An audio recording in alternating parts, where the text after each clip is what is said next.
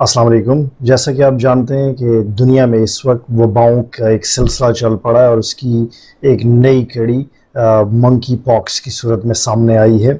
अगरचे ये corona virus जैसे बड़े पैमाने पे तो नहीं फैल सकी और इसको फैलना भी नहीं चाहिए उस पैमाने पे, लेकिन ये एक पब्लिक हेल्थ इशू है और ये भी पूरी दुनिया में इस वक्त फैल रहा है, तो इसके बारे में जानना बहुत ज़रूरी है। आपको मालूम है कि कोरोना वायरस भी जानवरों से जंप करके इंसानों में मुंतकिल हुआ था, तो उसी तरह मंकी पॉक्स भी जानवरों की एक बीमारी थी जो कि मंकीज़ में हुई, बंदरों में हुई और फिर उसने जंप करके इंसानों का रुख किया। मैंने कोरोना वायरस की बात की तो उससे मुझे कुछ याद आया कि इस वक्त भी कोरोना वायरस पूरी दुनिया में फैला हुआ है। इसका ओमिक्रॉन या उसका कोई सब वेरिएंट जिस पे इतनी ज़्यादा बात आजकल नहीं हो रही, वो पूरी दुनिया में इस वक्त है, इवन पाकिस्तान में भी है और वो आजकल बच्चों को बहुत ज़्यादा मुतासर कर रहा है। अक्सर जो स्कूल गोइंग बच्चे हैं वो स्कूल से ये बीमारी लाते हैं और फिर बड़ी तेज़ी से आसपास इवन महल्लों के अंदर भी दूसरे बच्चों में मुंतकिल हो जाता है। और कोरोना वायरस के इस वेरिएंट से ज़्यादा मसला ये हो रहा है कि बच्चे लॉन्ग हॉल में जा रहे हैं, कई महीने तक उनका बुखार नहीं टूटता, उनका डी डाइमर हाई हो जाता है, सी रिएक्टिव प्रोटीन हाई हो जाता है। तो अगर आप चाहेंगे तो इस मौजू पे मैं बात करूंगा, क्योंकि अक्सर डॉक्टर्स इसको डायग्नोज नहीं कर पाते और या वो अंडर ट्रीटमेंट देते हैं, बुखार किसी तरीके से भी कम नहीं हो रहा होता। तो इसकी मैनेजमेंट डॉक्टर्स के लिए एक बहुत बड़ा चैलेंज बनता जा रहा है और बच्चों की स्कूल एब्सेंटीज़ इसकी वजह से बढ़ चुकी हैं इस वक्त।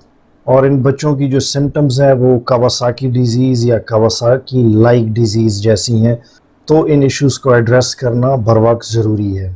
तो इस सिलसिले में न सिर्फ डॉक्टर्स परेशान हैं बल्कि इन बच्चों के वालिदैन भी बहुत ज़्यादा परेशान हैं। कुछ बच्चे तो हॉस्पिटल में एडमिट हो चुके हैं, जो घरों पे हैं उनका फ़ीवर भी नहीं टूट रहा, तो एक परेशानी बनी हुई है लोगों के लिए।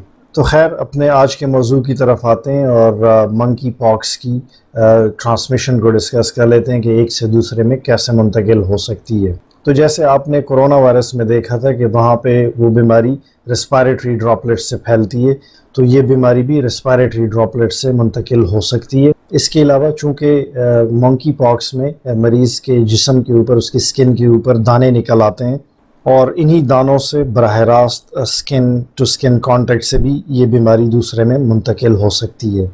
अगर किसी शख्स को मंकी पॉक्स हो तो उससे कोई करीबी ताल्लुक़ कायम करने के बाद भी ये बीमारी दूसरे में मुंतकिल हो जाती है। मसलन इंसानी थूक के ज़रिए या सेक्सुअल जो बॉडी फ्लूइड्स होते हैं उनके ज़रिए एक से दूसरे में ये ट्रांसमिट हो सकती है। देखने में ये आ रहा है कि जो लोग होमोसेक्सुअल हैं या हम जिन्स परस्त हैं उनमें ये बीमारी कदरे ज़्यादा तेज़ी से फैल रही है।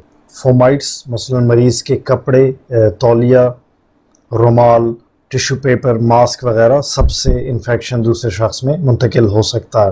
तो ये बीमारी कोरोना वायरस जैसे तो लोगों में तेज़ी से नहीं फैल रही, लेकिन फिर भी एहतियात बहुत ज़रूरी है। इसकी अलामात पे नज़र डालने से पहले इसका इंक्यूबेशन पीरियड डिस्कस कर लेते हैं। 6 से 13 दिन तक इसका इंक्यूबेशन पीरियड है, यानी जिस दिन आपको इस वायरस का सामना होता है तो अगले 6 से 13 दिन के अंदर अंदर आपको अलामात आना शुरू हो जाती हैं। और लिम्फ एडेनोपैथी, अगर आपने कभी गौर किया हो, आपकी बगलों में, गर्दन के एरिया में या रानों के अंदर के हिस्से में लिम्फ नोड्स होते हैं जो किसी भी इन्फेक्शन के दौरान स्वेल अप हो जाते हैं। तो मंकी पॉक्स में ये देखा गया कि इन्फेक्शन के आगाज़ ही में ये लिम्फ नोड्स काफ़ी बड़े हो जाते हैं। तो ऐसा मरीज़ अगर अपनी बगलों में या गर्दन के एरिया में इन लिम्फ नोड्स को फील करे तो वो आसानी से महसूस किए जा सकते हैं। तो इसके बाद एक्यूट इलनेस फेज़ आती है, पेशेंट को बुखार शुरू हो जाते हैं, उसका बॉडी टेम्परेचर 101 डिग्रीज़ फ़ारेनहाइट या 38.3 डिग्री सेंटीग्रेड तक पहुंच जाता है। और याद रहे कि बॉडी टेम्परेचर जब इस रेंज में पहुंचता है, चाहे कोई भी बीमारी हो, तो ये वो फेज़ होती है जब इंसान को बहुत ज़्यादा सर्दी लगती है, जिस्म में दर्द महसूस होने लगता है और ब्लैंकेट की नीड महसूस होती है और पेशेंट को बहुत ज़्यादा वीकनेस भी महसूस होती है। इसके अलावा पेशेंट को सर दर्द रहता है, जिस्म का दर्द, पट्ठों का दर्द ये उसको रहता है और शदीद कमज़ोरी और थकावट का एहसास, जैसे मैंने बताया, ये भी बहुत अहम अलामत है मंकी पॉक्स की। तो इसके 2 या 3 दिन के बाद जिस्म के ऊपर दाने निकलना शुरू हो जाते हैं। आप चंद तस्वीरों में ये दाने देख सकते हैं। ये एक सिंगल स्पॉट की शक्ल में स्किन के ऊपर बनता है और आहिस्ता आहिस्ता مزید واضح ہونے لگتا ہے اور پھر ان دانوں کے اندر پس یا پیپ بھرنا شروع ہو جاتی ہے. اس کے بعد وہ پھٹ جاتے ہیں اور پھر ڈرائی ہونا شروع ہو جاتے ہیں اور ان کی سکیلنگ شروع ہو جاتی ہے یا آہستہ آہستہ ان دانوں کا چھلکا اترنے لگتا ہے, جھڑنے لگتا ہے. یہ دانے اپنا نشان بھی کافی لمبے عرصے تک چھوڑ سکتے ہیں اور ان دانوں میں بہت زیادہ پیشنٹ کو درد محسوس ہوتا ہے, پینفل ہوتے ہیں, دے آر کوائٹ ایچی. تو ان چند گرافک امیجز کو دیکھنے کے بعد آپ کو لگا ہوگا منکی پاکس کے دانے سفلس یا چکن پاکس سے ملتے جلتے ہیں.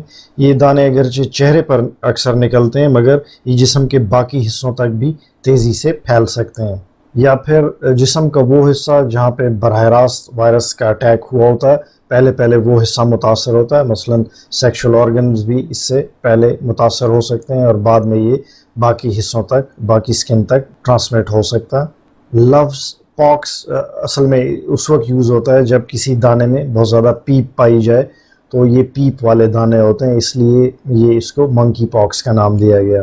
جیسا کہ آپ کو ماضی کی ایک بیماری جس کو اسمال پاکس کہتے تھے یا چیچک, ایک بہت مشہور بیماری تھی جو کہ وقت کے ساتھ ساتھ اس دنیا سے ایلیمینیٹ ہو چکی ہے, مکمل طور پہ ختم ہو چکی ہے. لیکن اس وقت سائنٹسٹ کو یہ خطرہ ہے کہ یہ بیماری کہیں بعد میں جا کے اور یہ وائرس بعد میں جا کے میوٹیٹ ہو کر اسمال پاکس یا چیچک جیسی بیماری میں تبدیل نہ ہو جائے. تو یہ خدشہ موجود ہے. اگر آپ چاہیں گے تو اگلی ویڈیو میں میں اس چیز پہ ڈسکشن کر لوں گا کہ یہ بیماری کہاں سے اوریجنیٹ ہوئی اور اس کا آغاز کیسے ہوا. یہ ایک دلچسپ واقعہ ہے. تو اس کی ٹریٹمنٹ کی بات کر لیتے ہیں. چونکہ منکی پاکس ایک وائرل انفیکشن ہے اور سیلف لمیٹنگ ہے, آہستہ آہستہ ہمارا امیون سسٹم اس پر قابو پا لیتا ہے. بخار اگر زیادہ ہو تو ایسی صورت میں پیراسیٹامول پیشنٹ کو دیا جاتا ہے, لیکن اگر پیشنٹ اس بیماری سے نہ لڑ پائے تو اس کو چند ایک اینٹی وائرل ادویات دی جاتی ہیں جو کہ انفارچونیٹلی پاکستان میں اس وقت موجود نہیں ہے. اس دوائی کا نام ہے ٹیکوویرامیڈ. 14 دن تک یہ دوائی استعمال کی جاتی ہے, لیکن اگر اس دوائی سے بھی یہ کنٹرول نہ ہو پائے تو ایک اور اینٹی وائرل اس میں ایڈ کیا جاتا ہے جس کو برسنڈوویر کہتے ہیں. اگر آپ اس موضوع پر مزید ڈسکشن سننا چاہتے ہیں تو ہم اس کو فردر ڈسکس کر لیں گے. کامنٹ سیکشن میں ضرور بتائیے گا. ایک اور بات, اگر آپ کے پاس وقت کی کمی ہے اور آپ ویڈیو کو شیئر نہیں کر پاتے تو کم از کم اس کو لائک ضرور کر دیا کریں, کیونکہ اس طرح یہ الگورتھم الاؤ کرتا ہے کہ وہ ویڈیو زیادہ لوگوں تک پہنچ پائے. تو یہیں پہ اختتام کرتے ہیں. دیکھنے اور سننے کا بہت بہت شکریہ. ملتے ہیں کسی اور ویڈیو میں. اللہ حافظ و ناصر.